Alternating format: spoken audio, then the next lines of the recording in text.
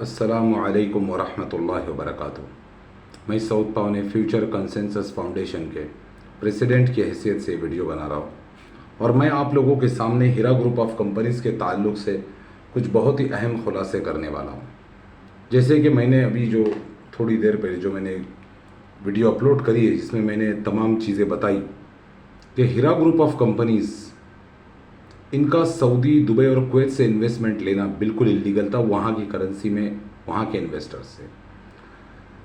अब दूसरी बात, यहाँ पर एक बात समझने की बहुत ज़रूरत है, बहुत ज़्यादा ज़रूरत है कि भाई अब लोग जो बेचारे वहाँ पर सऊदी में, आज जॉब मार्केट पहले जैसा नहीं रहा है। लोगों की नौकरियाँ चली गई, कई लोग सऊदी से छूट गए। हमारे पास कुछ ऐसे इन्वेस्टर्स भी है जिनकी अब वहाँ पर गल्फ़ में नौकरियाँ नहीं, वो अब इंडिया में आ चुके हैं। ये एक अभी इमरजेंसी सिचुएशन हो चुकी है और इसमें अभी मज़ीद ताख़ीर करना बेवकूफ़ी है, जहालत है। देखिए, हम लोग शुरू दिन से गलत रास्तों पर जा रहे हैं।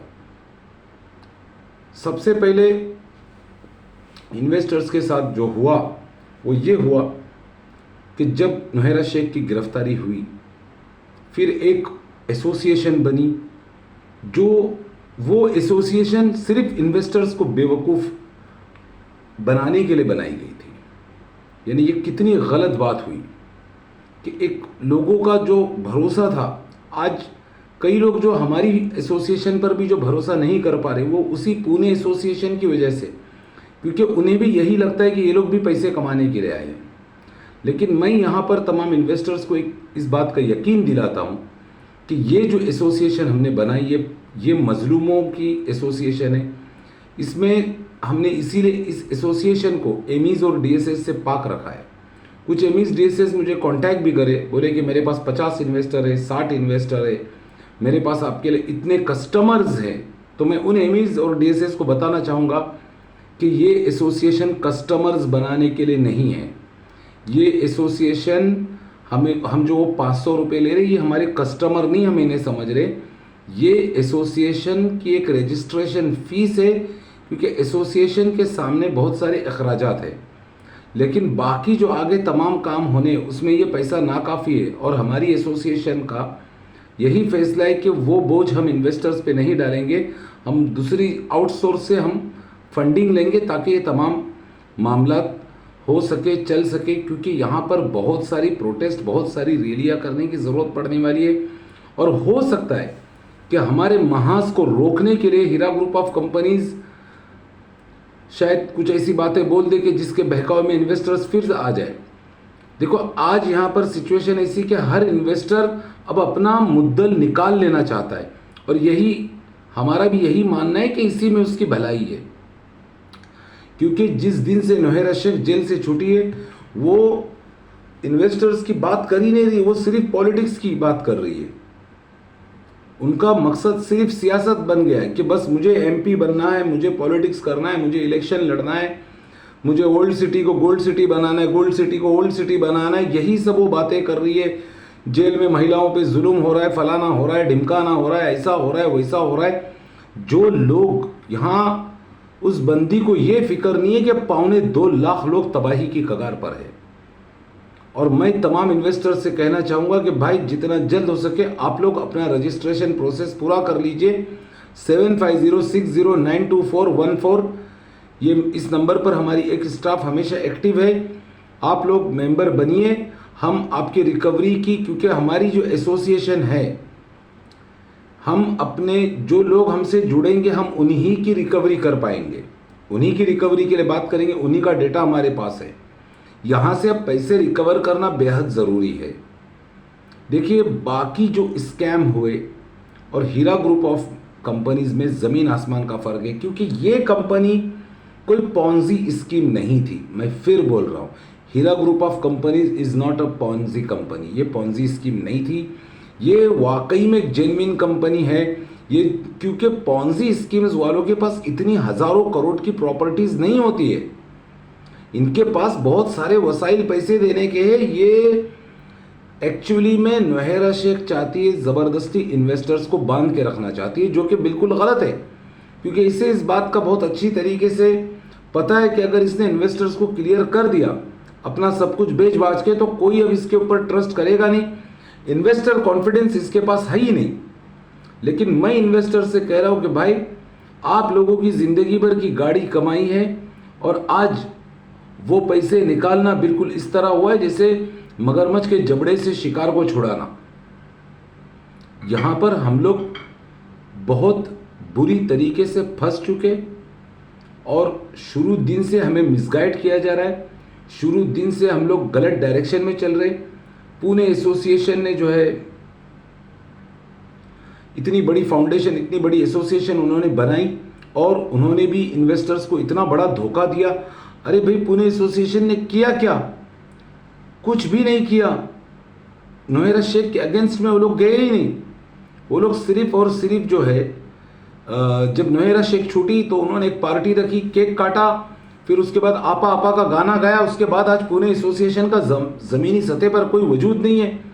मैं पुणे के इन्वेस्टर्स से भी कहता हूं कि आप लोग भी आगे आओ, हमारी एसोसिएशन से जुड़ो, ताकि हम इन तमाम एमीज और डीएसएस पर, हीरा ग्रुप ऑफ कंपनीज के डायरेक्टर्स पर, और ख़ास करके जो पुणे एसोसिएशन के एमीज और डीएसएस हैं और पुणे एसोसिएशन पर हमें कार्रवाई करनी पड़ेगी। हमें इस मसले को नए सिरे से उठाना होगा, पूरी दुनिया जहान के सामने लाना होगा कि भाई इस मसले में कुछ इमीडिएट इस पर काम होना चाहिए। वरना ऐसे देखो, नोहेरा शेख तो यही चाहती है कि सालों साल बीत जाए, लोग अपना पैसा भूल जाए। ऐसा नहीं होना चाहिए। और मैं यहाँ पर आप लोगों को एक बात के लिए अलर्ट करना चाहूँगा कि हो सकता है, अब जैसे मान लीजिए जिसका 10 लाख का इन्वेस्टमेंट है, नोहेरा शेख बोलेगी तुमने 3 लाख प्रॉफिट लिया, तुमने 4 लाख प्रॉफिट लिया, काट के पैसा ले लो, या किसी तरीके से उसके साथ सेटलमेंट करने की कोशिश करेगी। हमारी एसोसिएशन किसी किस्म का कोई सेटलमेंट नहीं करेगी। हमारा सेटलमेंट होगा 100% रिकवरी, चाहे उसने कितना भी प्रॉफिट लिया हो, इससे हमारा कोई मतलब नहीं है। पूरा का पूरा मुद्दल पैसा यहाँ से रिकवर करना है। भाई, मैं कुछ टेक्निकल सवालात करने जा रहा हूँ। जब नोहेरा शेख अरेस्ट हुई, उससे पहले उन्होंने प्रॉफिट डिक्लेरेशन किया था। इसका मतलब है वो माल बिका, प्रॉफिट हुआ। टेक्सटाइल फूडेक्स के भी प्रॉफिट डिक्लेरेशंस हुए थे। ट्रांजैक्शन लिमिटेशंस की वजह से वो पैसे आ नहीं पाए। तो वो पैसे कहां पर गए? इतने हजारों करोड़ रुपए कहां गए? इस सवाल का कौन जवाब देगा? भाई, मेरी बात को जरा फिर से आप लोग सुनो, जो मैं बात उठा रहा हूं। गोल्ड आज दुगनी कीमत पर है। जिन लोगों ने गोल्ड में इन्वेस्टमेंट किया उनको तो दुगना पैसा मिलना चाहिए, कायदे से अगर देखा जाए तो। टेक्सटाइल फूडेक्स वालों के भी प्रॉफिट्स डिक्लेयर हुए थे, वो उनको ट्रांसफर नहीं किए गए। उनको यही बताया गया कि ट्रांजैक्शन लिमिटेशंस की वजह से आपके प्रॉफिट रुके हुए हैं, आपका प्रॉफिट हो चुका है। तो वो पैसा कहां गया? वो फंड्स कहां पर है? वो पैसे कंपनी क्यों नहीं दे पा रही है? उस पैसों की कंपनी बात क्यों नहीं कर रही? कंपनी यू टर्न क्यों ले रही नहीं? वो सेटलमेंट करना है। क्योंकि मैं यहां पर एक बात बता दूं, जिन लोगों के साथ नोहेरा शेख ने सेटलमेंट किया है, जिन लोगों के पैसे काटे हैं, मैं उन लोगों से भी कहता हूं कि आप लोग भी हमारी एसोसिएशन से जुड़ो, ताकि आपका बकाया पैसा हम आपको दिला सके। जिन लोगों के सेटलमेंट के नाम पर पैसे कटे, वो भी हमारी एसोसिएशन से जुड़ सकते हैं, ताकि हम उनके बकाया पैसों की रिकवरी की कोशिश कर सकें। अब देखिए, यहाँ पर एक बात समझने वाली है। गोल्ड तो बाय डिफॉल्ट प्रॉफिट में, टेक्सटाइल और फूडेक्स के भी प्रॉफिट्स डिक्लेयर हुए थे, तो वो पैसे गए कहां पर? वो पैसे कहां हैं? वो पैसे कहां यूटिलाइज हुए? नोहेरा शेख के जाती नुकसानात से हम आम इन्वेस्टर्स का कोई लेना देना नहीं है, कोई ताल्लुक नहीं बनता है, क्योंकि वो नोहेरा शेख के मिसमैनेजमेंट की वजह से हुए। अब उनकी ओवैसी से जो भी झगड़ा होगा, शहबाज खान से जो भी झगड़ा होगा, एमआईएम पार्टी से उनका जो भी मसला होगा, वो उनका अपना जाती मसला है, ओवैसी का मसला है, उनका मसला है। इससे हम इन्वेस्टर्स का कुछ भी नहीं है, क्योंकि हम इन्वेस्टर्स इस हीरा ग्रुप ऑफ कंपनीज के कोई मालक नहीं है, कोई शरीक नहीं है। We are not partners of the company. हम तो सिर्फ कस्टमर्स हैं। हमारा इनके साथ जो भी साजिश हुई, जो भी इनके साथ मसले मसाइल हुए, इससे हमारा ताल्लुक नहीं है। हम सिर्फ उस पर्टिकुलर स्कीम या प्रोडक्ट के लिए जिम्मेदार है जिसमें हमने ट्रेड करने के लिए इनको दिया। अब इनके साथ असदुद्दीन ओवैसी ने कोई पॉलिटिकल साजिश करी, इन्हें जेल हुई, इनका जो भी मसला हुआ, इससे हम लोगों का कोई लेना देना नहीं, क्योंकि हमारी तो कंपनी में शराकत बनती ही नहीं है।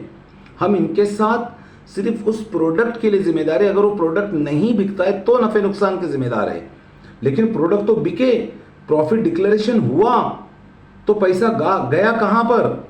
इससे ये बात साफ जाहिर होती है, इन्वेस्टर्स प्लीज ये बात समझो कि हमारा पैसा इलेक्शन में यूटिलाइज हुआ, इलेक्शन में खर्चा किया गया, हजारों करोड़ रुपए 224 सीट्स पर उड़ाए गए, और उसके बाद क्या हुआ?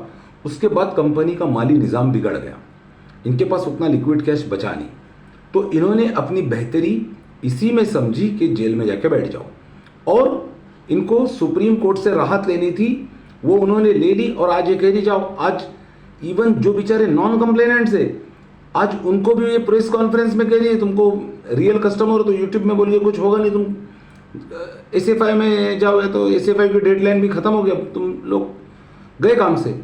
तो ये कितनी गलत बात है कि जिन लोगों ने आप पर एतमाद किया, आप लोगों पर भरोसा किया, आज शेख मेराज रब्बानी हफिज़हुल्लाह बात करने को तैयार नहीं है, अरशद बशीर मदनी कोई बात नहीं कर रहे, मौलाना क्या नाम है उनका, मेरा नाम दिमाग से निकल गया, जर्जीस अंसारी, और न जाने कितने अहले हदीस उलमा है, कोई बात करने को आ नहीं रहे, कोई इन इन्वेस्टर्स की मदद के लिए आगे नहीं आ रहा है।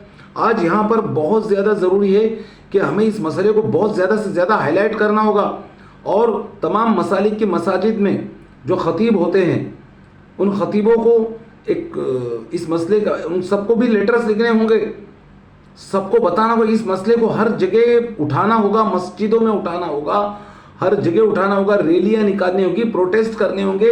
अब यहाँ पर मजीद वक्त बर्बाद करना बेवकूफ़ी और जहालत है।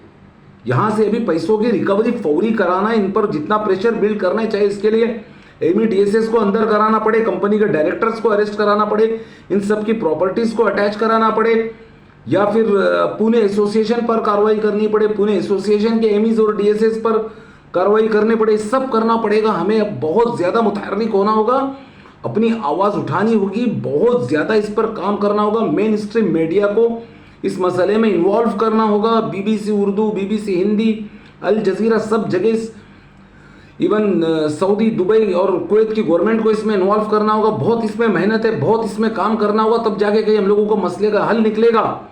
हम ये बोलकर खामोश नहीं बैठ सकते कि अभी चलो पैसा भूल जाओ, गए काम से, ऐसा नहीं हो सकता है भाई। इनके पास इतनी हज़ारों करोड़ की प्रॉपर्टीज़ है, पैसा यहाँ से रिकवर हो सकता है भाई। मैं आप लोगों से, तमाम इन्वेस्टर से ये रिक्वेस्ट करता हूँ, मैं तमाम इन्वेस्टर से रिक्वेस्ट करता हूँ, यहाँ से पैसों की रिकवरी मुमकिन है। हम लोग यहाँ से 100% मुद्दल रिकवरी कर सकते हैं, और हमारी एसोसिएशन इसी दिशा में काम कर रही है। इसलिए मैं आप सब लोगों से अपील करता हूँ कि आप लोग हमारी एसोसिएशन से जुड़िए, ताकि हम सब मिलकर यहाँ से अपने पैसों की रिकवरी करें और एक बहुत बड़ी तबाही और बर्बादी से बच जाए। अब ये लोग हमारे महाज को रोकने के लिए कई तरीके के हथकंडे लोग अपना सकते हैं। हो सकता है कि जिसका 10 लाख रुपए का इन्वेस्टमेंट है, उसको कुछ 15-20 हज़ार रुपये लोग क्रेडिट करेंगे प्रॉफिट के नाम पर, किसी भी चीज़ के नाम पर। लेकिन आप लोग इस झांसे में मत आओ, मैं फिर कह रहा हूँ, इस झांसे में मत आओ। यहाँ से पैसे निकालने की आप लोग पूरी कोशिश करो, और हमें पैसे निकालने की ही कोशिश करनी है। और जो हमारी संस्था से, हमारी फाउंडेशन से जुड़ेगा, तो याद रखिए, अगर आपको पूरा मुद्दल पैसा निकालना है तो ही आप हमारी फाउंडेशन से जुड़िए। मैं सब लोगों से कहता हूँ 7506092414, हमने एक स्टाफ हायर करी हुई, इस नंबर पर आप लोग उनसे रब्ता कीजिए, व्हाट्सएप के ज़रिए, कॉलिंग के ज़रिए, और हमारी एसोसिएशन से जुड़ने के लिए जो भी प्रोसेस है आपको समझा दिया जाएगा, और हम आपको बाकायदा एक मेंबरशिप नंबर इशू करेंगे, और आप हम ऑफिशियली हमारे एसोसिएशन के मेंबर बन जाएंगे। अस्सलामु अलैकुम वरहमतुल्लाहि वबरकातुहू।